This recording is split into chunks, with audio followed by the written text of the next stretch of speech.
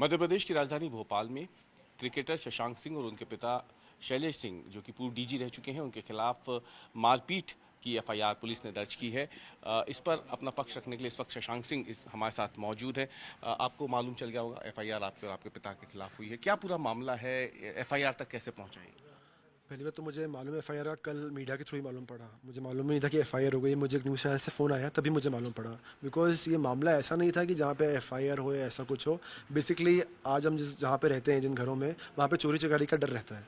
तो कोई बंदा आया वहाँ पे चोरी के उद्देश्य से आया, उसको भगा दिया हमने डांट के।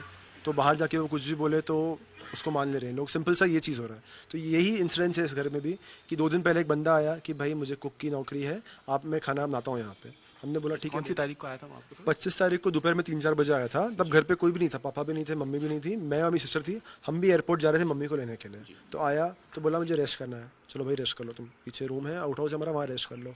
26 तारीख को हम लोग बाहर ही खाने गए थे। 26 को कुछ खाना नहीं बना था उसको।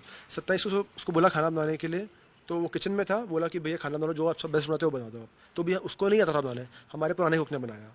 वो हमें 28 तारीख को मालूम पड़ा। हमारे पुराने कुक ने बोला कि जब हमने वापस बुलाया 28 तारीख को इसको, तोमर को, कि आप सुबह आओ कुछ नाश्ता बना दो, तो हमारे कुक ने बोला कि मैडम वो तो कल भी नहीं बनाया, मैं नहीं बनाया कल खाना पूरा।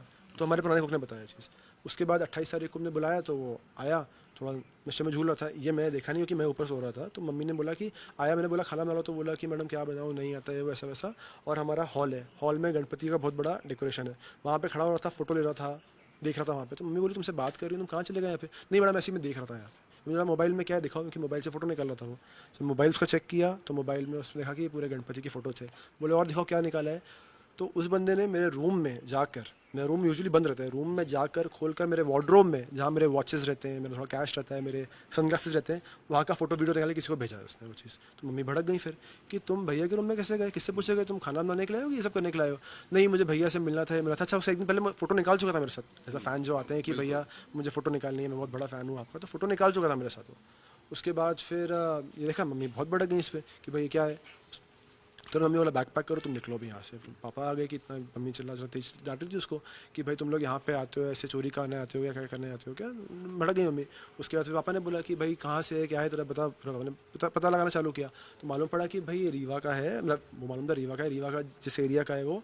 उसको फ़ोन किया वहाँ पे और मालूम पड़ा कि भाई वहाँ भी ये नशे वशे करता है, पहले भी कर चुका है, ऐसा नहीं कि फर्स्ट इंस्टेंस। उस दिन भी नशे में था जब? मम्मी ने बिल्कुल बोला देखिए अब नशे में था तो आप, बहुत डिफिकल्ट है कि आप जाके स्मेल करो ये करो, बट मम्मी ने बोला कि मैं बात करी थी तो ऐसे घुमा रहा था और गतिविधियां संदिग्ध थी। हाँ संदिग्ध थी, पूरा मुंह लाल हो गया था और ऐसे से घूम रहा था वो अपना। और मम्मी बात करी सुन भी नहीं रहा था, क्योंकि जब आप वैसे बात करते हो तो आप स्ट्रेट फेस से सुनते हो उसकी बात, तो सुन भी नहीं रहा था वो बात। तो मम्मी ने तुरंत भड़क के बोली कि चलो निकलो तुम।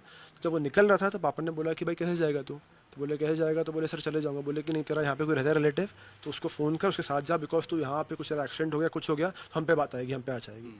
तो फ़ोन वोन किया, किसी फ़ोन नहीं उठाया।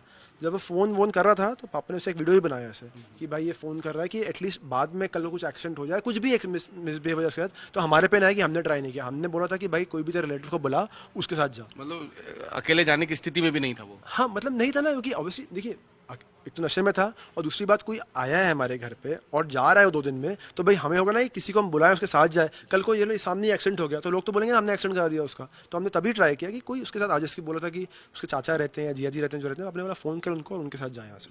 तो नहीं, उनके साथ नहीं किया। अच्छा अब मैं आपको इसलिए पूरी बात बता रहा हूँ कि आपको समझ आए।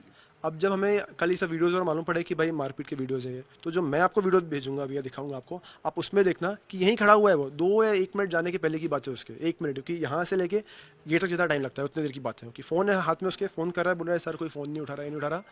ना एक निशान है, ना शर्ट फटी है, ना कुछ है। भाई अगर आदमी वो जो बोल रहा है कि मारता है आदमी, तो वो कुत्ते ऐसा मारता है, वो जो उसके वर्ड्स हैं। हाँ तो आपको जो निशान दिखा रहा है, जो आप लोग दिखा रहे हो वीडियो में, वो निशान मैं आपको दिखाता हूँ, आप देख लो कहाँ निशान दिख रहा है आपको। आप लोग देख लेना कि निशान दिख रहा है कि नहीं दिख रहा है। आपका आरोप है कि बाहर जाके कुछ हुआ होगा भाई, नशे में था आदमी, नशे में किसी को कुछ बोल दिया होगा, कुछ छेड़ दिया होगा लड़की को, या गिर गया होगा कहीं पे, किसी ने मार दिया होगा उसको, किसी ने जेब काट ली होगी। मतलब 1000 चीज़ हो सकती है गेट के बाहर जाके। अगर आप होश में हो तो समझ भी आता है, आप नशे में हो तो आपको क्या समझ आएगा बाहर जाके क्या किया आपने।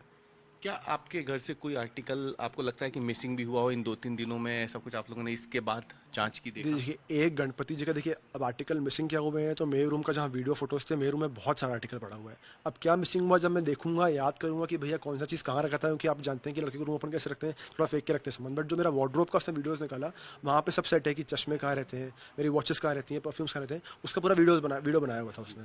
तब उसमें से क्या गायब हुआ मैं चेक करता हूँ, एक बार देखूंगा। बट हाँ, गणपति जी एक चांदी के थे जो हमारे डेकोरेटिव थे, वो गायब है, वो दिख नहीं रहे। अब ये भी चीज़ हमें कल नहीं हुई, कल जब वो जा रहा था तो इतना ध्यान नहीं आता नहीं ना कि ये चोरी करके ही गया होगा। जब देखते हैं कि भाई यहाँ पे क्यों खड़ा था, वो जब चले गया उसके बाद की बात बता रहा हूँ मैं, क्यों खड़ा गया। अच्छा, जब जा रहा था वो, तब भी मेरी बहन, वो भी यहीं पे आई, दिल्ली में रहती है, ओएनजीसी में काम करती है, बोलती रही कि चोरी करने के मैं आया था, 100 नंबर कॉल करो, इसको भेजो, इसको भेजो, इसको भेजो। पर मैं बेवकूफ़ था जो मैंने बोला कि दीदी छोड़ो ना, गरीब आदमी है, कहाँ उसको, वो बोल रहा है अपनी मम्मी का फोटो दिखा रहा है कि मेरी मम्मी हॉस्पिटल में है, परेशान है, उनका वो एक कटा हुआ पैर का फोटो दिखाया उसने। तो मुझे लगा कि यार दीदी छोड़ो ना, चोरी करने हैं, जैसे भी आया था छोड़ो, चले जाने दो, जाके मरे कहीं पे। अगर मैं तभी बोल देता ना दीदी को कि हाँ दीदी 100 नंबर बुलाओ, उसको भेज देते हैं, तो इतनी दिक्कत आती ही नहीं। शायद से आप और मैं भी आज नहीं मिलते। But as a humanitarian grounds में कि भाई एज ए इंसानियत के नाते कि चलो ठीक है यार, कोई आदमी आया है, चोरी करने से आया था, नहीं हुई चोरी, बला टली, इसको भेज दो चलो जाके। बट अब वही एक उल्टा मेरे पे आ गया वो चीज़। एक कुछ पहले भी हुआ था आपके यहाँ, उसकी भी गतिविधियां थोड़ी संदिग्ध थी आप लोगों के साथ? बिल्कुल नहीं, 5-6 महीने पहले था एक, तो वो अच्छा कुक था। बट एक दिन वो नशा कर लिया, उसने नशे की प्रॉब्लम में नशा कर लिया पीछे। उसी दिन मैं नहीं था घर पे, मम्मी पापा ने फ़ोन किया रातीपुर थाने में, उसको भेजा वहाँ पे, 3-4 दिन लॉकअप में था वो, उसके बाद फिर उसको भेज दिया। बट आज तक उसे घर से फ़ोन आता है हमें कि भाई आपने उसको यहीं पे थप्पड़ क्यों नहीं मारे घर पे, कि नशा छोड़ देता, आप क्या ही काम करता, कुछ काम ही नहीं है, आराम है यहाँ, तो कुछ काम ही नहीं है। तो आपने क्यों, कि मेरे घर में मम्मी पापा रहते हैं और कोई रहता भी नहीं है, मैं बॉम्बे में रहता हूँ, यूजुअली यहाँ पे बहुत कम आता हूँ, कि मेरा ट्रेनिंग रहता है, तो ज़्यादा कुछ काम नहीं है। तो उसको अच्छा था यहाँ पे, बट नशा कर लिया, तो उसको भाई ऑब्वियसली कहाँ रखते उसको उसके बाद हम लोग। तो हमने भेजा था पुलिस वालों के पास। इस बार मुझे था कि यार चलो आउट ऑफ सिंपैथी छोड़ दो इसको, कहाँ गरीब को हम लोग उसमें करेंगे। और अब वो ऐसा ऐसा कर रहा है, तो मुझे अभी भी शौक में ही हूँ मैं कि ऐसा कैसे कर सकता है कोई। अच्छा, आप बता रहे थे कि जब वो यहाँ से गया तो बिल्कुल सामान्य था, मतलब कोई चोट नहीं थी, ना कपड़े फटे थे उसके। बाहर जाके क्या आपको लगता है कि क्योंकि आप क्रिकेटर हैं, जाना पहचाना नाम है, और आपके पिता भी जो हैं वो मध्य प्रदेश पुलिस में एक बड़ा नाम है, तो क्या आपको कोई साजिश की इसमें संभावना लग रही है, कि या फिर नाम जो है बड़े हाई प्रोफाइल नाम जोड़े हैं इसलिए आपको लग रहा है कि मामला बाहर जाके? देखिए, ये केस तो एक बेसिक केस है कि आदमी आया, चोरी करने के उस पर आया, नहीं कर पाया, उसको भेज दिया, जो बेसिक केस है। बट हाँ, अब वो ये क्यों कर रहा है, तो ऑब्वियसली उसको है कि भाई 2 पैसा कमा ले हमारे पास से, वो थोड़ा डिफेम कर दूंगा इन लोगों को, थोड़ा डराओ धमकाऊंगा। तो आई थिंक मैं और मेरी फैमिली जैसी है ना, ये सब चीज़ों से हम लोग वो नहीं होते हैं कि भाई हम लोग बहुत डर जाएंगे, कर जाएंगे। हमने गलती नहीं की, हमें मालूम है कि हम लोग साफ हैं यहाँ पे। ऐसा भी नहीं कि हमारा रिलेटेड था, ऐसा भी नहीं कि हम 2-3 महीने से जानते थे उसको। जुम्मा 2 दिन हुए थे। आप खुद सोचिए बेसिक चीज़, 2 दिन में बोला बंधक बना लिया। अरे खुद 25 को आया, 28 पे चले गया, 2 रात था यहाँ पे वो, 2 रात में क्या बंधक बनाया किसी को, आदमी को? पुलिस से कोई बात हुई आपकी इसके बाद? एफआईआर के बाद पुलिस आई, आपका बयान हुआ अभी तक? नहीं, अभी तक ऐसा कुछ भी नहीं हुआ। बहुत बहुत धन्यवाद से बात करने के लिए। ये थे क्रिकेटर शशांक सिंह, जिन्होंने उनके और उनके पिता के ऊपर लगे जो मारपीट के आरोप है उनका पूरी तरीके से खंडन किया है और साफ कर दिया है कि जो शख्स इनके ऊपर आरोप लगा रहा है दरअसल उसकी गतिविधियां संदिग्ध थी, जिसके चलते उसे घर से निकाला गया, लेकिन उसके बाद उसने इन्हीं के खिलाफ मारपीट की धाराओं में एफआईआर दर्ज करवाई। रवीश पाल सिंह, भोपाल, आज तक। गर्मियों की छुट्टी होने वाली थी, मेरे पापा आने वाले थे, तो हम लोग सभी खुश थे। तो मैं एक बेड पे चढ़ के डांस कर रहा था, लेकिन वो पहले ही आ गए। प्लीज तो मैं उस समय तो कंटिन्यू नहीं कर सकता था ना, तो फ्रीज फ्रेम टाइप का हो गया। कसम पैदा कर